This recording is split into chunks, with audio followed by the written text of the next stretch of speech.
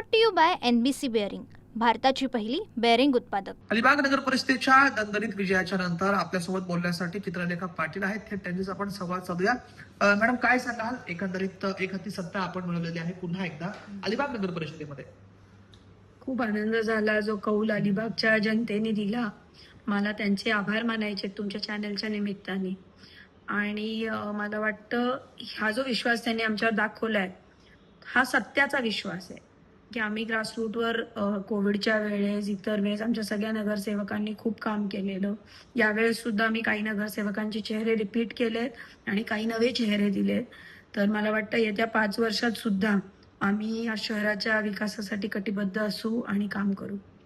एकंदरीत इतकी भरघोस मतं शेतकरी कामगार पक्षाला मिळाली. पुन्हा एकदा शेतकरी कामगार पक्षाने अलिबागचा गड राखलेला आहे. या निमित्ताने जिल्हा परिषदेची कशा पद्धतीमध्ये रणनीती आपण आखलेली आहे? थोडी सुधारणा करते. अलिबागचा पण गड राखलाय, काटोलचा पण गड राखलाय आणि बाकी ठिकाणी पण नगरसेवक निवडून आलेत. तर ओव्हरऑल शेका पक्ष चांगला डेव्हलप होताना आपल्याला दिसतोय. थोडे आम्ही तत्वाची माणसं आहे, कधी कॉम्प्रोमाइज करत नाही. जे आमचे मूळ तत्व आहेत त्याच्यावर कधी कॉम्प्रोमाइज करत नाही. पण ते असताना जेव्हा सत्ता समीकरण होतं, सत्याबरोबर सत्ता जेव्हा येते, तर तेव्हा मला वाटतं जनतेचा खूप फायदा होतो. आणि येत्या जिल्हा परिषद निवडणुकीत सुद्धा आमचे तत्व आमच्या सोबत ठेवून, आमचे विचार आमच्या सोबत ठेवून, खरं जनतेशी बोलून आम्ही या जिल्हा परिषद निवडणुकीला सामोरं जाणार आहे. आणि आम्हाला असं वाटतं की चांगलं यश आम्हाला त्या ठिकाणी मिळेल. कारण की एकूणच मी या मतदारसंघाचं तर नक्कीच सांगू शकते, शिंदे गटाला प्रचंड लोक कंटाळलेली आहेत.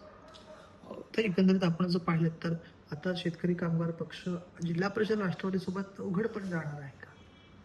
हे या ठिकाणी आत्ताच्या स्टेजला सांगणं मी सांगू शकत नाही. सध्या आम्ही इंडिया आघाडीत आहोत, महाविकास आघाडीत आहोत. पण त्या त्या तालुक्यात, त्या त्या जिल्ह्यात कशी समीकरणं होतात, काय होतात, स्थानिक पातळीवर राजकारण बदलत असतं. पण हे आपण निवडणुकीच्या जवळ आल्यावर सांगू शकतो. आणि भाई आमचे नेते भाई जयंत पाटील याच्याबद्दल जास्ती तुम्हाला माहिती सविस्तर सांगू शकतात निवडणुकीच्या आधी. त्या निवडणुकीमध्ये अनेक आरोप प्रत्यारोप झाले. या सगळ्या भूतकाळाकडे आपण कसं पाहता? ते होणार. पण एक आहे की मला एकच विनंती करायची आहे तुमच्या चॅनलच्या माध्यमातून. आरोप प्रत्यारोप ठीक आहे, पण ते राजकीय स्वरूपाचे पाहिजे, पर्सनल स्वरूपाचे नको. आणि आपण कायम भान ठेवलं पाहिजे बोलताना, एका महिलेशी बद्दल बोलतोय का, कोणत्या विषयावर बोलतोय. मी जेव्हा टीका करते किंवा एखादा मुद्दा मांडते हा राजकीय किंवा सामाजिक असतो. तर मला वाटतं हे राजकीय पक्षांनी भान ठेवणं खूप गरजेचं आहे. आणि फोकस त्यांचा एकमेकांपेक्षा जनतेच्या प्रश्नांकडे जास्ती असला पाहिजे. जसं कॅश बॉम्बच्या माध्यमातून आपल्याला कळतं भ्रष्टाचाराचे विषय आहेत, इतर रखडलेल्या खड्ड्यामय रस्ते आहेत, मग करप्शन आहे, अशा खूप विषय ज्यांच्याकडे खरं लक्ष दिलं पाहिजे. तर शेका पक्ष यांच्याकडेच लक्ष देईल.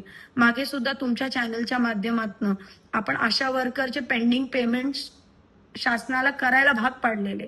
तर अशा विषयांकडे मला वाटतं बघितलं पाहिजे. कॅश बॉम्ब आपण फोडल्याच्या नंतर आपल्यावरती आमदार महेंद्र दळवीने थेट आरोप केला की आपण ड्रग्ज घेऊन बोलत नाही ना. याकडे आपण आता कसं पाहताय? आणि पातळी सोडून बोलणं काय त्यांच्यासाठी नवं नाहीये. म्हणजे मागे जेव्हा भाई जयंत पाटील ज्यांना त्यांनी राजकारणात आणलं, त्यांची सीट पडल्यावर ते चिखलात लोळतात. आता इट सेज इट ऑल. त्याच्यामुळे मला काही स्वतःला डिफेंड करण्याची गरज नाहीये. ते पण मला त्यांना तोच सल्ला द्यायचा आहे की जे तुम्हाला बोलायचंय ते राजकीय बोला. ते ठीक आहे, राजकीय टीका, आपण लोकशाही मानणारी कार्यकर्ती आहे मी, त्याच्यामुळे राजकीय टीका टिप्पणी झाली पाहिजे, पण ती व्यक्तिगत स्वरूपाची आणि वायफळ स्वरूपाची नव्हती.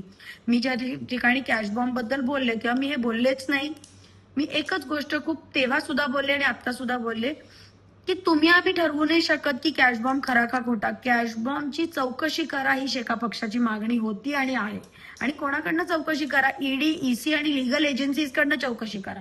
जर समाजात असे व्हायरल व्हिडिओ फिरतायत, अशा प्रतिष्ठित लोकांचे फिरतायत, तर त्याच्यावर चौकशी ही लिगल एजन्सीजकडनं झाली पाहिजे असं माझं म्हणणं आहे. आणि ते अजूनही माझं म्हणणं आहे, झाली पाहिजे. धन्यवाद. या होत्या शेतकरी कामगार पक्षाच्या राज्य प्रवक्त्या Chitralekha Patil. Raj Vaishampay, TV Marathi, Alibag, Raigad. Brought to you by NBC bearing, भारताची पहिली बेअरिंग उत्पादक.